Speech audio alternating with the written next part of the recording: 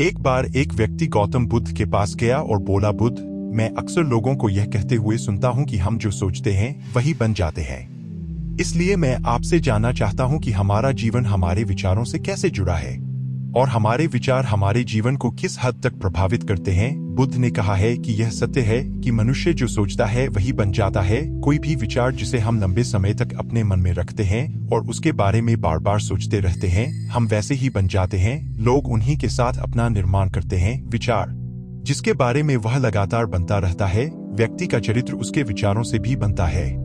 यदि विचार अच्छे हैं तो चरित्र भी शुद्ध होगा और यदि विचार ही प्रदूषित हैं तो चरित्र भी बुरा होगा। अगर आप ध्यान से देखेंगे तो पाएंगे कि आपके जीवन का हर पहलू आपके किसी न किसी पहलू से जुड़ा है। आप आज जो भी हैं अपने विचारों की वजह से हैं। आपके विचार अच्छे या बुरे किसी न किसी तरह से आपके जीवन को अच्छा या बुरा बना रहे हैं। हम जैसा सोचते हैं वैसा ही हमारा चरित्र बन जाता है। जिस प्रकार स्वस्थ बीज के बिना कोई वृक्ष विकसित नहीं हो सकता, उसी प्रकार अच्छे विचारों और अच्छे चरित्र के बिना कोई भी मनुष्य सफल नहीं हो सकता। और यदि उसके विचार नकारात्मक हैं तो वह अपने जीवन को गलत दिशा में मोड़ देगा। उसी प्रकार हमारे जीवन में अपने विचारों और कर्मों के माध्यम से कई बीज बोएं और उस बीज का फल या तो हमें दुख दे सकता है या खुशी। यदि हमने सकारात्मक विचारों के बीज बोए तो हमें सफलता और खुशी मिलेगी, लेकिन यदि बोए गए बीज नकारात्मक विचारों के हैं तो सफलता और दुख साथ साथ चलेंगे। जिन लोगों को आप सफल और महान मानते हैं वे यहाँ ऐसे ही नहीं पहुंच गए। उन्होंने अपने विचारों पर नियंत्रण रखकर अपना चरित्र ऐसा बनाया कि और इसी चरित्र के बल पर उन्होंने महानता की ऊंचाइयों को छुआ। तो मूल रूप से आपके अंदर जो विचार हैं, यदि आपके मन में दूसरों के प्रति क्रोध, ईर्ष्या, घृणा है तो आप बाहर भी वैसे ही होंगे। तो आपको बाहर भी वही मिलेगा। तुम्हें ऐसे लोग मिलेंगे जो तुम्हारे साथ वैसा ही करेंगे। यदि तुम्हारे पास प्रेम, शांति, करुणा है तो तुम वैसे ही बन जाओगे और आप बाहर भी वैसा ही पाएंगे। और जो ऐसे विचार रखता है उसे सम्मान और प्यार दोनों मिलता है। वस्तुतः मनुष्य अपने जीवन का निर्माता स्वयं है। वह इसे बना या बिगाड़ सकता है। मनुष्य अपने चरित्र का निर्माण अपने कार्यों और विचारों से करता है, अपना समुदाय बनाता है, अपनी किस्मत खुद बनाता है। व्यक्ति ने कहा, लेकिन बुद्ध, मैं अपने विचारों से खुद को कैसे सुधार सकता हूँ? बुद्ध ने कहा था कि अगर तुम खुद को सुधारना चाहते हो तो सबसे पहले अपने विचारों पर ध्यान देना शुरू करो। तुम्हें यह देखना होगा कि तुम दिन भर क्या सोच रहे हो। क्या तुम दिन भर मन में बुराई और लोगों के प्रति नफरत पाल रहे हो? आपको बस इस बात पर ध्यान देना है कि आप अच्छाई की ओर जा रहे हैं या बुराई की ओर। जब आप अच्छे से समझ जाएंगे कि आपके दिमाग में अच्छे विचार चलते हैं या बुरे, तभी आप अपने सोचने के तरीके में बड़ा सकारात्मक बदलाव कर पाएंगे। आपके अंदर कभी न खत्म होने वाला खजाना है। आप नहीं जानते कि आप क्या कर सकते हैं, आप किस तरह की अद्भुत शक्तियां प्राप्त कर सकते हैं। आपने महान योद्धाओं और महान लोगों के बारे में तो सुना ही होगा। यदि आपको उनकी शक्तियों पर विश्वास नहीं है, आपको बस यह मानना होगा कि आग के बिना धुआं नहीं होता। जरूर उनमें कुछ तो बात होगी जिसकी वजह से उनके बारे में इतना कुछ लिखा और कहा गया है। तो वे कौन लोग थे जो दुनिया में महान योद्धा और आदर्श के रूप में पूजे जाते थे? अगर हम थोड़ा और गहराई से सोचें तो ये वे लोग थे जिन्होंने अपने भीतर के अटूट खजाने को पहचाना। वे लोग अभ्यास करते रहे और सभी की भलाई करने वाले लोगों की मदद करके खुद को बेहतर बनाते रहे और वे दुनिया में महान और अमर हो गए। और अगर आप भी ऐसा ही करना चाहते हैं तो सबसे पहले आपको अपने विचारों पर ध्यान देना होगा। बुद्ध ने आगे कहा, एक मानव मन बगीचे से तुलना की जा सकती है। जैसे बगीचे को साफ और सुंदर रखना समय समय पर उसमें उगने वाले खरपतवार को हटाना पड़ता है, रोज पानी देना पड़ता है, पौधे की देखभाल करनी पड़ती है, उसी तरह हमें अपने मन को भी सुंदर और सकारात्मक बनाए रखने के लिए उसका ख्याल रखना होगा। इसमें से लगातार नकारात्मक विचारों को हटाकर सकारात्मक विचारों को जगह देनी होगी। इसके लिए हमें डर, चिंता, नफरत और ईर्ष्या जैसी भावनाओं से खुद को दूर रखना होगा। और इसके लिए आपको अपने अंदर चल रहे विचारों पर लगातार ध्यान देना होगा। किसी भी व्यक्ति के अंदर उठने वाले विचार और उसका चरित्र अधिकतर उसके आसपास के वातावरण और परिस्थितियों पर निर्भर करते हैं। लेकिन इसका मतलब यह नहीं है कि किसी व्यक्ति की स्थिति खराब है। आज उसके विचार सदैव त्रुटिपूर्ण रहेंगे। वह उन पर ध्यान देकर अपने विचारों को बदल सकता है। और जैसे ही उस व्यक्ति के विचार बदल जाते हैं तो उसका चरित्र और उसके काम करने का तरीका अपने आप बदल जाता है। ये सभी चीजें धीरे धीरे सीखनी होती हैं। विचारों के काम करने के तरीके को समझना होगा। आपको सबसे पहले यह स्वीकार करना होगा कि जो काम सामने वाला कर सकता है वह आप भी कर सकते हैं। आपको बस इसका बार बार अभ्यास करने की जरूरत है, नई चीजें सीखने की जरूरत है। जैसे जैसे आपका मन बदलेगा, आपकी परिस्थितियां भी बदल जाएंगी। आप जो भी विचार बीज रूप में अपने मन में डालते जाएंगे, यह धीरे धीरे आपके चरित्र और आपके कार्यों में दिखना शुरू हो जाएगा और एक बार वह विचार आपके अंदर जड़ें जमा लेगा तो आपको सफल होने से कोई नहीं रोक सकेगा। लेकिन अगर वह बीज या विचार नकारात्मक है तो आपको भी असफलता से कोई नहीं बचा सकता। इसलिए अपने विचारों के प्रति बहुत जागरूक रहने की जरूरत है। आप अपने अंदर किस तरह के विचार ला रहे हैं? एक बात हमेशा याद रखें, हमें वह नहीं मिलता जो हम चाहते हैं, बल्कि हमें वह मिलता है जो हम हैं। और हम अपने विचार हैं, इसलिए इच्छा करना और उस इच्छा के बारे में अच्छा सोचते रहना और उसे पूरा करने का प्रयास करना दो बिल्कुल अलग चीजें हैं। क्योंकि इच्छा तो हर कोई करता है, लेकिन उस इच्छा के बारे में लगातार सकारात्मक सोचना और उसे पाने के लिए कड़ी मेहनत करना बहुत ही कम लोग ऐसा कर पाते हैं। इसलिए अगर आप अपनी परिस्थितियों को बदलना चाहते हैं तो सबसे पहले आपको खुद को बदलना होगा। लेकिन ज्यादातर लोग अपनी परिस्थितियों को तो बदलना चाहते हैं, लेकिन अपने सोचने और काम करने के तरीके को नहीं बदलना चाहते। और अगर लोग ऐसे ही रहेंगे तो उनके हालात कभी नहीं बदलेंगे। उस व्यक्ति ने कहा कि बुद्ध, हमारे विचारों का हमारे शरीर पर क्या प्रभाव पड़ता है? बुद्ध ने कहा था कि हमारा शरीर हमारे दिमाग का गुलाम है। हम जो भी सोचते हैं उसका पहला प्रभाव हमारे शरीर पर ही पड़ता है। आपने देखा होगा कि जो लोग बहुत अधिक चिंता करते हैं और डरते हैं वे जल्दी बीमार पड़ जाते हैं। साथ ही जो लोग दूसरों से ईर्ष्या करते हैं और हमेशा नकारात्मक सोचते हैं वे भी बहुत जल्द मानसिक और शारीरिक बीमारी का शिकार हो जाते हैं। और अगर आप ऐसा सोचते हैं तो आपके साथ भी ऐसा ही होगा।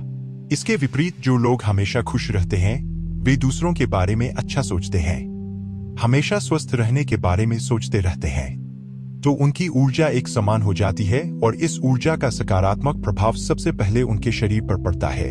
क्योंकि जिस व्यक्ति का मन शांत होता है उस व्यक्ति के शरीर की आधी बीमारी अपने आप ही खत्म हो जाती है। हम स्वस्थ रहेंगे या बीमार, यह हमारे आसपास के माहौल और परिस्थितियों के अलावा हमारी सोच पर भी निर्भर करता है। एक कमजोर और बीमार विचार हमारे शरीर को भी कमजोर और बीमार बना देता है। आपने अपने आसपास देखा होगा कि जो लोग बीमार होने से सबसे ज्यादा डरते हैं, जो सबसे ज्यादा बीमार पड़ते हैं, इस डर ने लाखों लोगों की जान ले ली है। इसके विपरीत जो लोग अपने शरीर के बारे में अच्छा सोचते हैं वे स्वस्थ और मजबूत महसूस करते हैं और जिनके विचार शुद्ध होते हैं उनका शरीर स्वस्थ और मजबूत हो जाता है। वैसा ही हमारा शरीर सिर्फ एक उपकरण है और हमारा मस्तिष्क इस उपकरण को नियंत्रित कर रहा है। जैसे अच्छा भोजन हमारे शरीर के लिए जरूरी है, उसी तरह अच्छी सोच यह हमारे शरीर के लिए भी बहुत महत्वपूर्ण है। जैसे ही आपके विचार शुद्ध हो जाएंगे इसका सबसे पहला असर आपके शरीर पर दिखाई देगा। एक शुद्ध और सकारात्मक दिमाग आपको कभी भी खराब खाना खाने नहीं देगा। इसलिए सबसे पहले अपने दिमाग को सुरक्षित रखें, फिर यही दिमाग आपके शरीर को हर बीमारी से बचाएगा। यदि कोई बीमार और कमजोर व्यक्ति अपने शरीर को पूरी तरह से स्वस्थ बनाना चाहता है तो उसे सबसे पहले अपने शरीर को ठीक करना चाहिए, विचार और उसका मन। उसे प्रकृति के संपर्क में रहना चाहिए, उसे सूरज की रोशनी में रहना चाहिए और एक सेकंड के लिए भी अपने शरीर के बारे में नकारात्मक नहीं सोचना चाहिए। वह जैसा स्वास्थ्य चाहता है वैसा ही उसे महसूस करना चाहिए और पूरा विश्वास है कि वह वैसा बन सकता है। उस व्यक्ति ने कहा, बुद्ध, अब आप मुझे बताएं कि हमारे विचार हमारे लक्ष्य को कैसे प्रभावित करते हैं। बुद्ध ने बताया कि जब तक आपका लक्ष्य आपके विचारों के अनुरूप नहीं होगा तब तक आपको सफलता नहीं मिल सकती है। कहने का मतलब यह है कि आप हर दिन एक नई चीज सोच सकते हैं, जो मैं आज चाहता हूं यह बनना, कल मैं वह बनना चाहता हूं या बाद में कुछ और। लेकिन जब तक आप अपने लिए कोई लक्ष्य निर्धारित नहीं करते तब तक आप कोई भी बड़ा काम नहीं कर सकते। क्योंकि नियम यह है कि जो काम हम बार बार करते हैं उसी काम में हम आश्चर्यजनक सफलता हासिल कर सकते हैं। अगर आप हर दिन अपना लक्ष्य बदलते रहते हैं तो आप कहीं नहीं जा रहे हैं। इसलिए आपके जीवन में एक निश्चित लक्ष्य होना चाहिए और आपको अपनी पूरी मेहनत और लगन से उस लक्ष्य को पूरा करने का प्रयास भी करना चाहिए। और इसके लिए आपको अपने सभी विचारों को अपने लक्ष्य पर केंद्रित करना होगा, अन्यथा आपके विचार बिखरे रहेंगे। और हो सकता है कि एक बार आप असफल हो जाएं या आपको शुरुआत में कोई सफलता न मिले तो दूसरों को देखकर आपके मन में यह ख्याल आने लगा कि यह काम तो आसान है। जब वह इस काम में सफल हो सकता है तो मैं भी सफल होकर अच्छा पैसा और नाम कमा सकता हूं। और यह भी संभव है कि इस काम में असफल होकर भी तुम दूसरी तरफ भागो। और ऐसा करते समय आप कई काम करते हैं, लेकिन हो सकता है कि आप किसी एक चीज में सफल न हो पाए। इसलिए आपको पहले एक चीज तय करनी होगी, तभी आपके विचार एक काम पर फोकस कर पाएंगे। अब आपका वह लक्ष्य कुछ भी हो सकता है, चाहे मन की शांति पाना हो या अमीर बनना हो, लेकिन याद रखें लक्ष्य वही है जो आपके विचारों को एक दिशा में केंद्रित रख सके। यदि आप बार बार अपने लक्ष्य हासिल करने में असफल हो रहे हैं, तो इसका मतलब यह नहीं है कि आप इसे हासिल नहीं कर सकते, बल्कि इसका मतलब है कि आपके पास अपने लक्ष्य को हासिल करने का तरीका गलत है।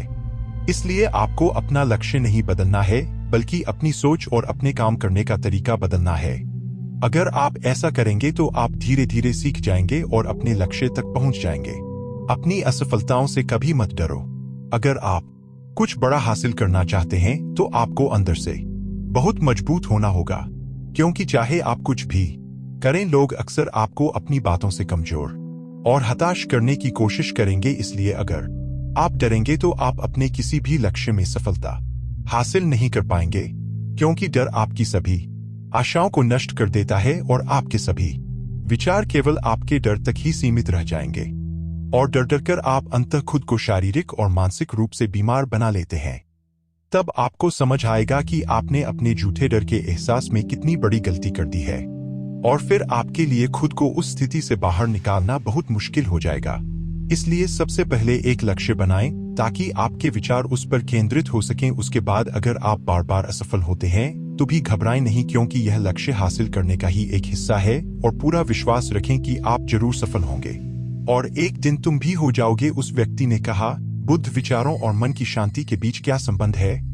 बुद्धा ने बताया कि मन की शांति एक ऐसा खजाना है जिसे दुनिया के 1% लोग भी हासिल नहीं कर सकते, और जिसने ये खजाना हासिल कर लिया है वह दुनिया के सबसे भाग्यशाली व्यक्ति है। वह भीड़ में अलग दिखता है, यह कहना उतना आसान नहीं है जितना लगता है। मन की शांति केवल लंबे समय तक आत्मनियंत्रण के माध्यम से ही प्राप्त की जा सकती है, जब कोई व्यक्ति खुद को समझता है और दुनिया प्यार और प्यार के बीच के अंतर को समझती है। उसके अंदर नफरत, डर और ईर्ष्या जैसी भावनाएं खत्म हो जाती हैं।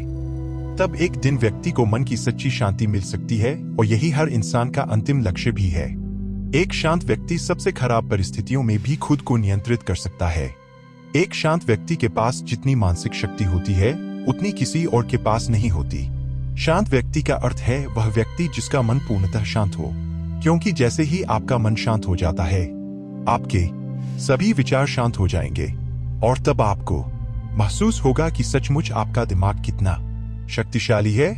जैसे ही आपको मानसिक शांति मिलेगी, आप महसूस करेंगे कि आपकी मानसिक शक्ति इतनी बढ़ गई है कि आपके लिए सब कुछ आसान हो गया है। आप जहां भी हों, आपकी परिस्थितियां जो भी हों, आप खुद को स्वीकार करना शुरू कर देंगे।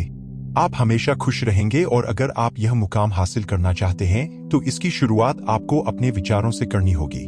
अपने विचारों पर नियंत्रण, और अपने विचारों पर यह नियंत्रण आप केवल और केवल ध्यान के माध्यम से ही प्राप्त कर सकते हैं। इतना कहकर बुद्ध चुप हो गए और ध्यान करने लगे, और वह व्यक्ति भी उनको प्रणाम करके चला गया। तो दोस्तों, उम्मीद करता हूं आपको इस कहानी से एक अच्छी सीख मिली होगी। यह कहानी आपको कैसी लगी, हमें कमेंट बॉक्स में कमेंट करके जरूर बताएं, और इस कहानी को अपने दोस्तों के साथ जरूर शेयर करें, ताकि उन्हें भी इस कहानी से कुछ सीखने को मिल सके। धन्यवाद।